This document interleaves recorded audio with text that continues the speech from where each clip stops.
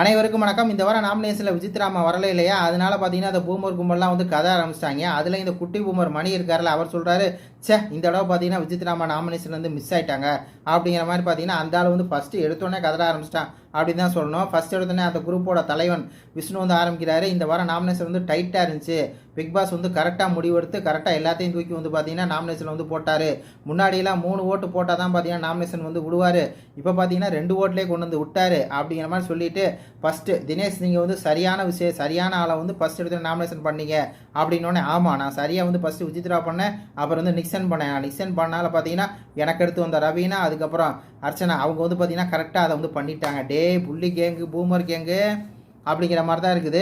அதை சொல்கிறாரு. அதை சொல்லிக்கிட்டு இருக்கும்போதே பார்த்தீங்கன்னா இந்த பக்கம் வந்து குட்டி உமர் சொல்லுது, விசித்ரா மம்மி வந்து மிஸ் ஆகிட்டாங்க, நீ வந்திருக்கீல மணி, நாங்கள் பார்த்துக்குறோம் உன்னையே, நாங்கள் வந்து உன்னை மிஸ் பண்ணாமல் பார்த்துக்குறோம் அப்படின்னு சொல்கிற மாதிரி தான் இருக்குது. உடனே வந்து பார்த்தீங்கன்னா அந்த பூமர் தினேஷ் வந்து வன்மத்தை கக்கணும் இல்லையா, அவங்க வந்து என்னை வந்து நாமினேஷன் பண்ணாங்க, நாமினேஷன் பண்ணப்போ நான் வந்து 2-3 பேரை சேர்ந்துக்கிட்டு சப்போர்ட் பண்ணியே கேம் விளாட்றேன்னு சொல்கிறாங்க. அது மட்டும் இல்லாமல் அவங்க வந்து வீரவசனம் பேசினாங்க. அதாவது பார்த்தீங்கன்னா தினேஷ் சொல்கிறது உண்மை அப்படின்னா மக்கள் என்னை வெளியே அனுப்பட்டும் அப்படின்லாம் சொன்னாங்க, அவங்க வந்திருந்தாங்க அப்படின்னா தெரிஞ்சிருக்கும் அப்படிங்கிற மாதிரி பார்த்தீங்கன்னா கதை ஆரம்பிச்சிட்டாங்க.